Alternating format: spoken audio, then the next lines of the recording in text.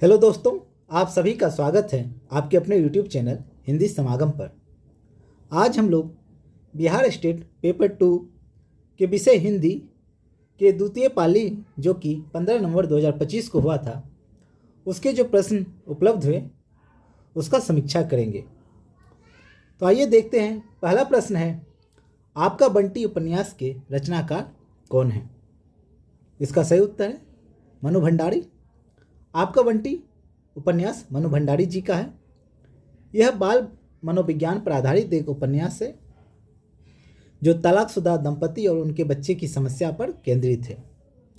अगला प्रश्न देखते हैं। अगला प्रश्न है, कुंडलिया छंद किन छंदों से बना है? कुंडलिया छंद दोहा और रोला छंदों के मेल से बनता है। यह एक विषम मात्रिक छंद है जिसमें कुल 6 चरण होते हैं। इसकी संरचना इस प्रकार होती है।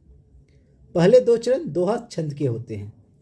दोहा के विषम चरणों पहले और तीसरे में 13 मात्राएं और सम चरण अर्थात दूसरे और चौथे में 11 मात्राएं होती हैं। बाद के 4 चरण रोला छंद के होते हैं। रोला के प्रत्येक चरण में 24 मात्राएं होती हैं। इसकी मुख्य विशेषता यह है कि दोहे का अंतिम चरण ही रोले का पहला चरण बन जाता है, यानी दोनों छंद एक दूसरे में कुंडलित रहते हैं। इसके अलावा जिस शब्द से कुंडलिया छंद का आरंभ होता है उसी शब्द से उसका अंत भी होता है। गिरिधर कविराय जो है इस छंद को लिखने के लिए विशेष रूप से प्रसिद्ध हैं। अगला प्रश्न देखते हैं। अगला प्रश्न है, मतवाला पत्रिका का प्रकाशन किस शहर से हुआ था? तो इसका सही उत्तर है कोलकाता। मतवाला पत्रिका का प्रकाशन 26 अगस्त 1923 को कोलकाता से शुरू हुआ था। इसके प्रकाशन से जुड़े प्रमुख व्यक्तियों में से निम्नलिखित शामिल थे। संस्थापक बाबू महादेव प्रसाद सेठ, पहले संपादक सूर्यकांत त्रिपाठी निराला तथा अन्य प्रमुख सहयोगी शिव पूजन सहाय, नवजादिक लाल श्रीवास्तव। यह एक साप्ताहिक पत्रिका थी जो अपने राष्ट्रवादी राजनीतिक चित्र दृष्टिकोण और व्यंग्यात्मक हास्यपूर्ण लहजे के लिए जानी जाती थी।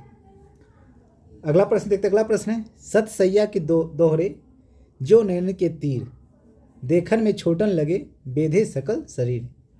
यह दोहे किस कवि के लिए है? तो इसका सही उत्तर है बिहारी लाल के लिए ये दोहे हैं। अगला प्रश्न है मिस्र बंधुओं में कौन शामिल नहीं है? तो इसका देखिए ऑप्शन था मिस्र बंधुओं में कौन शामिल, प्रश्न था मिस्र बंधुओं में कौन शामिल नहीं है। तो हम लोग देख रहे थे मिस्र बंधुओं में कौन कौन शामिल थे। तो गणेश बिहारी, श्याम बिहारी और सुखदेव बिहारी थे, जिनका नाम हिंदी साहित्य में प्रसिद्ध है। तो ये तीनों के अलावा जो भी होंगे वो मिस्र बंधुओं में शामिल नहीं थे। अगला प्रश्न देखते। अगला प्रश्न है, किसके सुझाव पर दक्षिण भारत हिंदी प्रचार सभा की स्थापना हुई? इसका सही उत्तर है महात्मा गांधी। महात्मा गांधी के सुझाव पर दक्षिण भारत हिंदी प्रचार सभा की स्थापना हुई, जिसकी स्थापना 1918 में मद्रास में हुई थी। इसी तरह राष्ट्रभाषा प्रचार समिति की स्थापना 1936 में वर्धा में महात्मा गांधी की प्रेरणा और मार्गदर्शन से हुई थी। दक्षिण भारत हिंदी प्रचार सभा गांधी जी के मार्गदर्शन और प्रेरणा से 1918 में मद्रास में इसकी स्थापना हुई थी। इसका उद्देश्य दक्षिण भारत में हिंदी भाषा का प्रचार करना था। राष्ट्रभाषा प्रचार समिति इसकी स्थापना 1936 में वर्धा में महात्मा गांधी ने की थी। यह समिति भारत के विभिन्न प्रदेशों में हिंदी के प्रचार प्रसार के लिए काम करती है। अगला प्रश्न था, हिंदी को आर्य भाषा कहकर प्रयोग और प्रचार का विषय बनाने वाले विद्वान थे?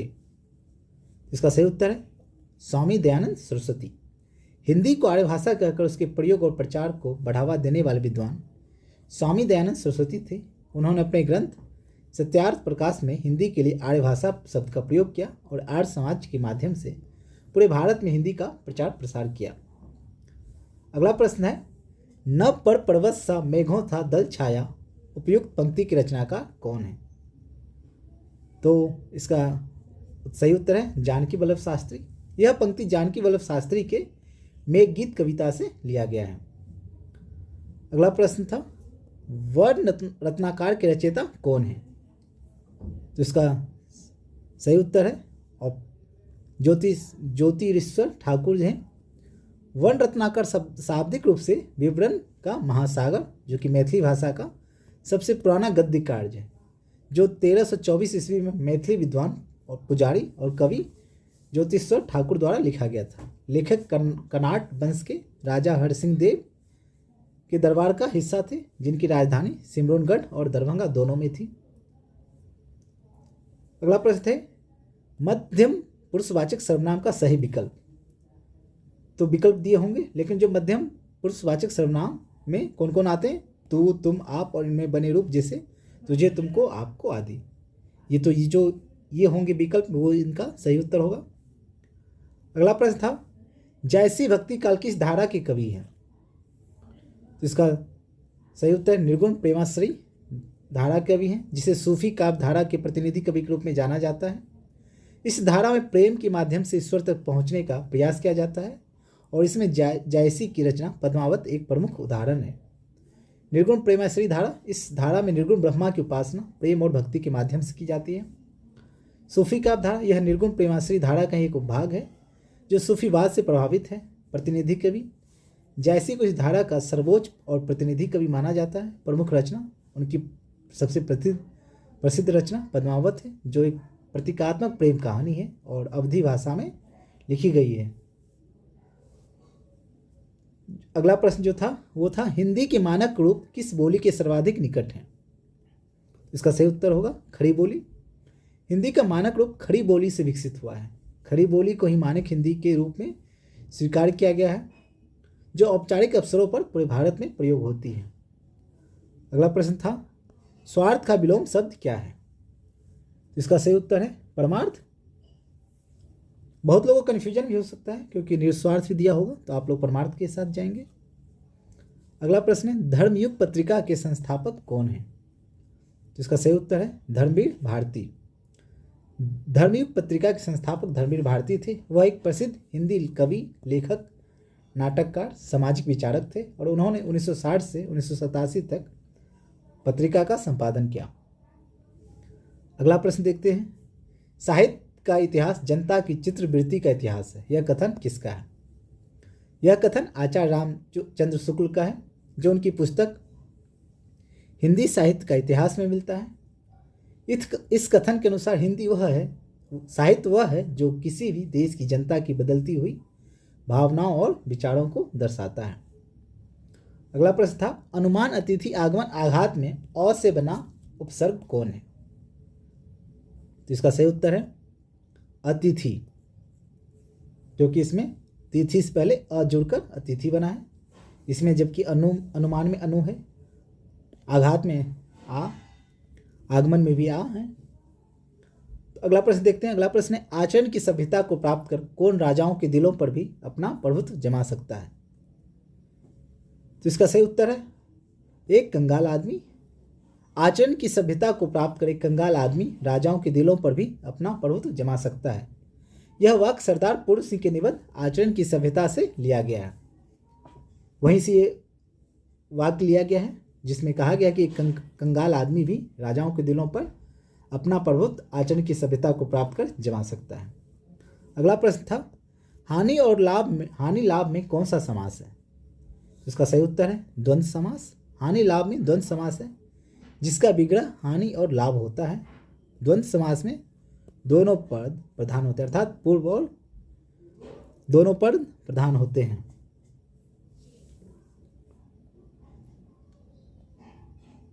अगला प्रश्न है आजन्म में कौन सा समास है? तो इसका सही उत्तर है अव्ययी भाव समास। आजन्म में अव्ययी भाव समास है। इसका समास विग्रह होगा जन्म प्रयत्न या जन्म भर। इस समास में पहला पद आ अव्यय होता है और यह क्रिया विशेषण के रूप में कार्य करता है। अगला प्रश्न था विद्यापति के पद किस भाषा में लिखे गए हैं? इसका सही उत्तर है मैथिली भाषा में लिखे गए। विद्यापति के पद मुख्य रूप से मैथिली भाषा में लिखे गए, हालांकि उन्होंने संस्कृत और अवहट में भी रचनाएं की। उनके सबसे प्रसिद्ध रचना पदावली मैथिली भाषा में है और भक्ति और श्रृंगार रस से भरी हुई है। मैथिली यह विद्यापति की वह भाषा है जिसमें उनके सबसे प्रसिद्ध पद पदावली हैं, जो भक्ति और श्रृंगार के लिए जाने जाते हैं।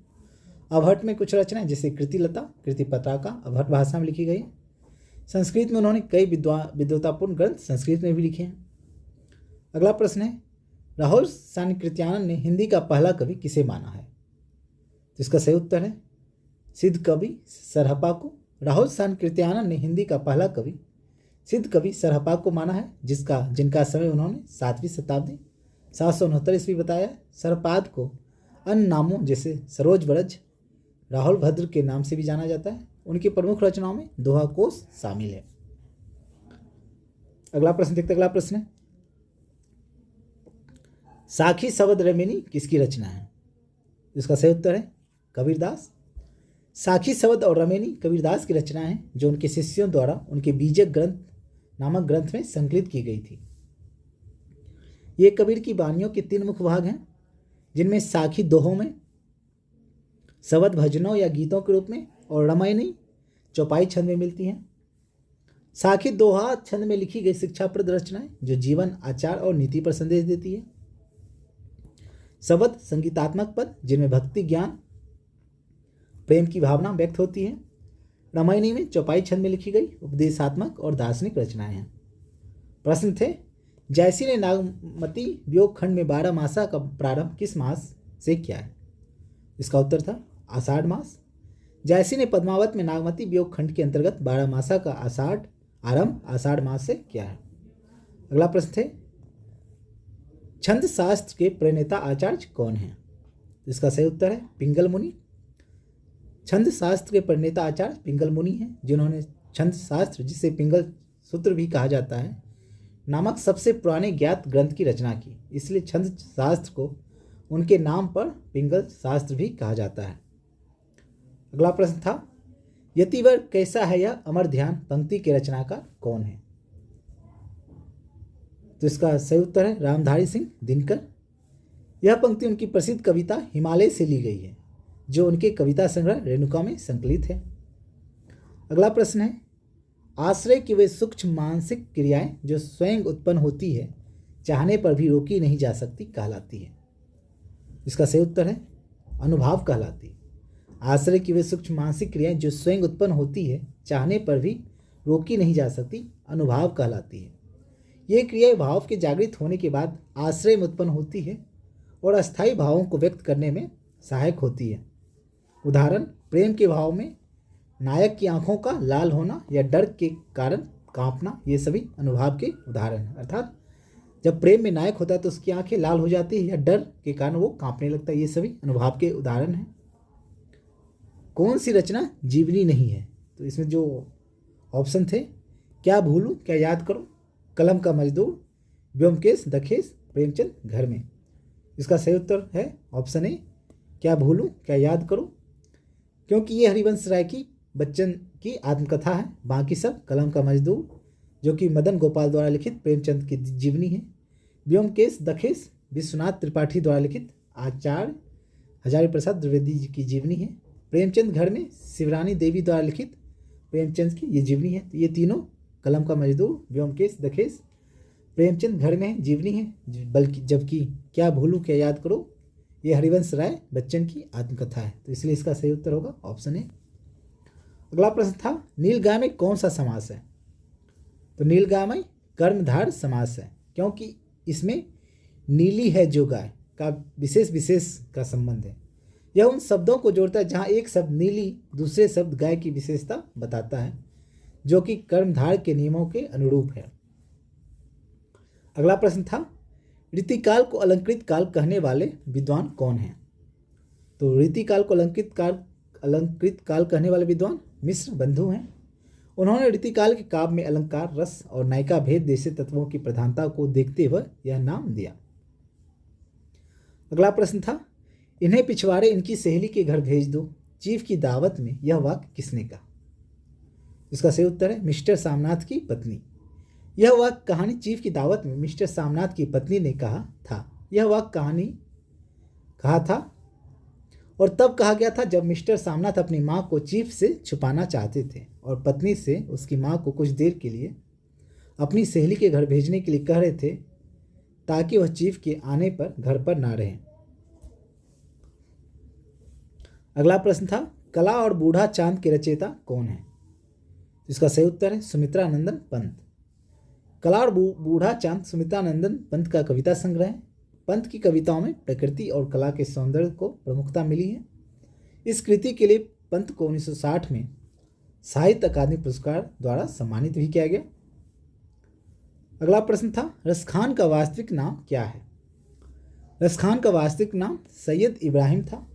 उन्होंने अपनी कविताएं लिखने के लिए रसखान उपनाम अपनाया था, जो रस के खान का प्रतीक था। अगला प्रश्न देखते। अगला प्रश्न है द्विवेदी युग का नामांकन किस महान विद्वान के नाम पर किया गया है। इसका सही उत्तर है महावीर प्रसाद द्विवेदी। द्विवेदी युग का नामांकन महावीर प्रसाद द्विवेदी के नाम पर किया गया है, जो एक महान हिंदी विद्वान, लेखक और संपादक थे। यह युग आधुनिक हिंदी साहित्य का दूसरा चरण है और इसे उनके पत्रिका सरस्वती के संपादन के बाद से शुरू माना जाता है। प्रश्न थे कालक्रम की दृष्टि से पुराने कवि कौन है। ऑप्शन था तुलसीदास, सूर, बिहारी, विद्यापति।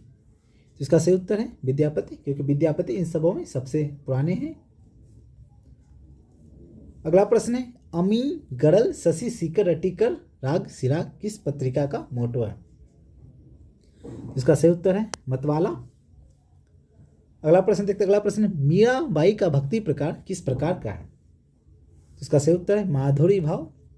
मीराबाई की भक्ति माधुरी भाव, जिसे कांता भाव भी कहते हैं। अगला प्रश्न है महादेवी वर्मा की किस कृति में जीव जंतुओं पशु पक्षियों से संबंधित स्मरण है। इसका सही उत्तर है मेरा परिवार। महादेवी वर्मा की मेरा परिवार नामक संस्मरण संग्रह में जीव जंतुओं और पशु पक्षियों से संबंधित स्मरण है। इसमें गिल्लू गिलहरी, सोना हिरन, नीलकंठ मोर और घोड़ा गाय जैसे कई पशु पक्षियों की मानवीय संवेदनशीलता के साथ वर्णित यादें शामिल हैं। अगला प्रश्न है थे संस्कृत के 4 अध्याय के रचनाकार कौन है। इसका सही उत्तर है रामधारी सिंह दिनकर। संस्कृत के 4 अध्याय के रचनाकार रामधारी सिंह दिनकर हैं। यह पुस्तक राष्ट्र कवि रामधारी सिंह दिनकर की एक प्रमुख कृति है, जिनके लिए उन्हें 1959 में साहित्य अकादमी पुरस्कार भी मिला था। अगला प्रश्न है मुक्त छंद के प्रणेता कौन है। तो इसका सही उत्तर है सूर्यकांत त्रिपाठी निराला जी। अगला प्रश्न है भीष्म साहनी के उपन्यास तमस के लिए कौन सा पुरस्कार मिला है। तो इसका सही उत्तर है 1975 में साहित्य अकादमी पुरस्कार मिला था। अगला प्रश्न देखते। अगला प्रश्न थे राजा जयसिंह के दरबारी कवि कौन थे। इसका सही उत्तर है बिहारी। राजा जयसिंह के दरबारी कवि बिहारी थे। अगला प्रश्न था कर्मवीर पत्रिका के संपादक कौन थे। तो इसका सही उत्तर है कर्मवीर पत्रिका के संपादक माखनलाल चतुर्वेदी थे। प्रश्न है आदमी वह है जिसके पास धन है, अख्तियार है, इल्म है। हम लोग तो बैल हैं और जुतने के लिए पैदा हुए। उपर्युक्त पंक्ति गोदान में किसने कहा है। तो गोदान का नायक होरी ने यह पंक्ति कहा है, जो कि किसान की दयनीय अवस्था को दिखाता भी है। प्रश्न है ब्राह्मण राज करना भी नहीं जानता, करना भी नहीं चाहता है। हाँ, वह राजाओं को नियमन करना जानता है, राजा बनाना जानता है। यह कथन चंद्रगुप्त नाटक में चाणक्य ने किससे कहा है। इसका सही उत्तर है अमात्य वर रुचि ने कहा है, रुचि से कहा है। यह कथन है कि ब्राह्मण राज करना भी नहीं जानता, करना भी नहीं चाहता है। हाँ, वह राजाओं को नियमन करना जानता है। यह जयशंकर प्रसाद द्वारा लिखित चंद्रगुप्त नाटक में चाणक्य ने अमात्य वर रुचि से कहा है। यह संवाद उस समय होता है जब वरुचि चाणक्य से कहते हैं कि तुम्हें स्वयं राजा बन जाना चाहिए। जब चाणक्य अपने विचारों को व्यक्त करते हुए यह बात कहते हैं। इस कथन में चाणक्य ने ब्राह्मण की भूमिका को स्पष्ट किया है कि ब्राह्मण का काम स्वयं शासन करना नहीं, बल्कि राजाओं को सही मार्गदर्शन देना है और उन्हें राजा बनाना है। अगला प्रश्न देखते। अगला प्रश्न था सिंगल द्वीप किसका प्रतीक माना गया है। तो इसका सही उत्तर था हृदय। पद्मावत के संदर्भ में सिंगल द्वीप हृदय का प्रतीक माना गया है। यह कथा में रानी पद्मावती का निवास स्थान है और राजा रत्नसेन के लिए उनके प्रेम और हृदय का प्रतिनिधित्व करता है। अगला प्रश्न है दोनों ओर प्रेम पलता है किस सर्ग से लिया गया है। दोनों ओर प्रेम पलता है मैथिली शरण गुप्त द्वारा रचित महाकाव्य साकेत के 9वें सर्ग से लिया गया है। यह उर्मिला के विरह और प्रेम को दर्शाता है, जहाँ कवि ने उसके प्रेम और कर्तव्य के बीच के द्वंद्व का मार्मिक चित्रण किया है। अगला प्रश्न है चौपाई की मात्रा की संख्या कितनी होती है? तो चौपाई के प्रत्येक चरण में 16-16 मात्राएं होती है। यह एक सममात्रिक छंद है, जिसका अर्थ है कि इसमें 4 चरण होते हैं और प्रत्येक चरण में समान संख्या में मात्राएं होती है। प्रश्न था, रेखा चित्र का तत्व नहीं है। ऑप्शन थे वर्ण विषय, चरित्रोद्घाटन, उद्देश्य, अभिनेयता। इसका सही उत्तर है ऑप्शन डी, अभिनेयता, क्योंकि अभिनेता जो तत्व है यह नाटक या रंगमंच से संबंधित है, जबकि बाकी जो चरित्रोद्घाटन, उद्देश्य और वर्ण विषय जिसका जो कि रेखाचित्र का प्रमुख तत्व है। रेखाचित्र के प्रमुख तत्व में शब्द रेखाओं का प्रयोग। जिस प्रकार चित्रकला में रेखाओं के माध्यम से चित्र बनाया जाता है, उसी प्रकार साहित्यिक रेखाचित्र में शब्दों की कलात्मकता अभिव्यक्ति के द्वारा किसी व्यक्ति, वस्तु या घटना का चित्रण किया जाता है। संक्षिप्तता एवं समग्रता, यह एक संक्षिप्त विधा है जिसमें कम शब्दों में विषय के संपूर्ण व्यक्तित्व या सार को पाठकों के सम्मुख प्रस्तुत किया जाता है। सजीव चित्रण, इसका मुख्य उद्देश्य पात्र या विषय का इस तरह से वर्णन करना है जिससे पाठक के मन में एक स्पष्ट और सजीव छवि बन सके। इसमें समाज के निम्न वर्ग के पात्रों का चित्रण विशेष रूप से पाया जाता है। कल्पना और कलात्मकता होती है। रिपोर्टाज जैसी विधाओं की अपेक्षा रेखा चित्र में कल्पना और कलात्मकता व अभिव्यक्ति के लिए अधिक गुंजाइश होती है, जिससे यह अधिक प्रभावशाली बनता है। रागात्मकता, इसमें लेखक को अपने विषय के प्रति एक भावनात्मक या जुड़ाव रागात्मक होता है, जो स्वाभाविक रूप से कृति में आ जाता है। चित्रात्मक शैली, रेखाचित्र के लिए आवश्यक है कि उसकी शैली चित्रात्मक हो ताकि पाठक उसे पढ़ते हुए मानसिक रूप से चित्रित कर सके, अर्थात अपने मन में उसका चित्र बना सके। व्यक्ति प्रत्यक्षता, संस्मरण की तरह रेखाचित्र भी अक्सर लेखक के व्यक्तिगत दृष्टिकोण और अनुभवों पर आधारित होता है, जिसमें स्वयं की भावना निहित होती है। मनोवैज्ञानिक विशेषताएं, इसमें व्यक्ति की केवल शारीरिक विशेषताओं का ही नहीं बल्कि उसकी मनोवैज्ञानिक विशेषताओं और चरित्र के असमान और हास्यपूर्ण पहलुओं पर भी जोर दिया जाता है। अगला प्रश्न था, सूफी काव्य का प्रमुख तत्व कौन सा है? तो इसका सही उत्तर है फना, अर्थात स्वयं का विघटन, जिसका अर्थ है मरने से पहले मरना। अगला प्रश्न है, प्रथम ज्ञानपीठ पुरस्कार किसे मिला था? ज्ञानपीठ पुरस्कार पाने वाले पहले हिंदी साहित्यकार सुमित्रानंदन पंत थे, जिन्हें उनकी रचना चिदम्बरा के लिए 1968 में यह पुरस्कार मिला। छायावाद की प्रश्न था, छायावाद के 4 स्तंभ कौन नहीं है? तो छायावाद के 4 स्तंभ देखते कौन कौन है? जयशंकर प्रसाद, सूर्यकांत त्रिपाठी निराला, सुमित्रानंदन पंत और महादेवी वर्मा हैं। इन कवियों ने छायावाद को विकसित करने में महत्वपूर्ण भूमिका निभाई, जो हिंदी साहित्य की एक महत्वपूर्ण काव्य धारा है। अगला प्रश्न है, नागार्जुन का असली नाम वैद्यनाथ मिश्र था। हिंदी साहित्य में वे बाबा नागार्जुन के नाम से जाने जाते थे और मैथिली में उन्हें यात्री उपनाम से रचनाएं की हैं। वे हिंदी और मैथिली के प्रसिद्ध कवि थे, जिन्होंने कई उपन्यास और यात्रा वृत्तांत भी लिखे हैं। अगला प्रश्न है, 59वां ज्ञानपीठ पुरस्कार किसे मिला? 59वां ज्ञानपीठ पुरस्कार 2024 प्रसिद्ध हिंदी लेखक विनोद कुमार शुक्ल को प्रदान किया गया है। उन्हें यह सम्मान हिंदी साहित्य में उनके अद्वितीय योगदान के लिए दिया गया है। अगला प्रश्न देखते हैं। अगला प्रश्न था, गोदान उपन्यास का कौन सा पात्र प्रेमचंद के प्रगतिशील विचारों का वाहक माना जाता है? ऑप्शन था होड़ी, मिस्टर खन्ना, प्रोफेसर मेहता, ओंकार नाथ। इसका सही उत्तर है प्रोफेसर मेहता। अगला प्रश्न देखते हैं। अगला प्रश्न था, दोहा के ठीक उल्टा छंद क्या है? दोहा का उल्टा छंद सोरठा है। सोरठा में दोहे की ठीक विपरीत मात्राएं होती है, जिसके पहले और तीसरे चरण में 11-11 मात्राएं और दूसरे और चौथे चरण में 13-13 मात्राएं होती है, जबकि दोहा में पहले और तीसरे चरण में 13-13 और दूसरे चौथा में 11-11 होती है। तो इसका अर्थ दोहा का ठीक उल्टा सोरठा है। अगला प्रश्न था, शासन की बंदूक में किस पर प्रहार किया है? तो शासन की बंदूक में कविता में कवि नागार्जुन ने तत्कालीन शासन व्यवस्था, उसकी दमनकारी नीतियां और जनता के प्रति उनकी संवेदनहीनता पर करार व्यंग और प्रहार किया है। तो ऑप्शन में कुछ इसी तरह के दिए होंगे, तो आप उनको चुन लिए होंगे। अगला प्रश्न देखते हैं। अगला प्रश्न है, हिंदी साहित्य का सर्वप्रथम इतिहास ग्रंथ इस्तवार द ला लिटरेचुर एंद्रुई ए हिंदुस्तानी किस भाषा में लिखा गया है? तो ये कौन सी भाषा में लिखी गई? फ्रेंच भाषा में ये लिखा गया था।